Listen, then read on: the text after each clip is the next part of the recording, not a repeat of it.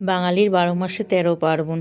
বাঙালির পুজো পার্বণ শেষ হয় না। দেখো পাপায়ের ছেলে ঢাক বাজাবে বলে বায়না করছে ওখানে। ওর এত ঢাক বাজাতে ভালোবাসে, ওর খালি হাতেই ঢাক বাজাচ্ছে। আমি বলছি তুই বাজা ঢাকটা, আমি তো ওর একটা ভিডিও করি।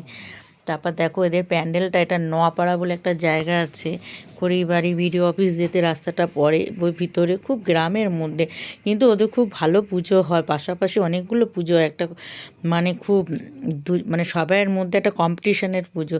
আর গেলাম, আমি দেখলাম কোথাও না কোথাও ছোটোখাটো অনুষ্ঠান হচ্ছে বেশ, কারুর না কারুর প্যান্ডেলে। আর এদের প্যান্ডেলেও ভালো প্রোগ্রাম হচ্ছিল, ভালো জি বাংলা থেকে নিয়ে এসেছিলো শিল্পী, প্রোগ্রাম করছিল। আমরা একটু প্রোগ্রাম দেখলাম, প্যান্ডেল দেখলাম, ঠাকুরটা তো অপূর্ব হয়েছিল দেখে। তারপর আমরা বাড়ি চলে এসেছি।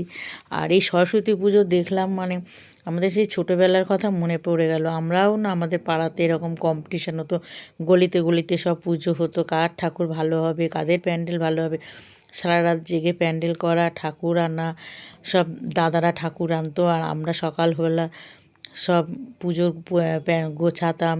তারপরে প্যান্ডেল করতো ওরা রাতভর। কী সুন্দর একটা আনন্দ ছিল। সেই দিনগুলোর কথা না মনে পড়ে গেল। যতই বড় হয়ে যায়, বয়স হয়ে যাক, দিনগুলো তো আর ভোলা যায় না। কিন্তু এত সুন্দর এদের পুজোটাও হয়েছিল, আর এদের ঠাকুরের মুখটাও খুব ভালো হয়েছিল।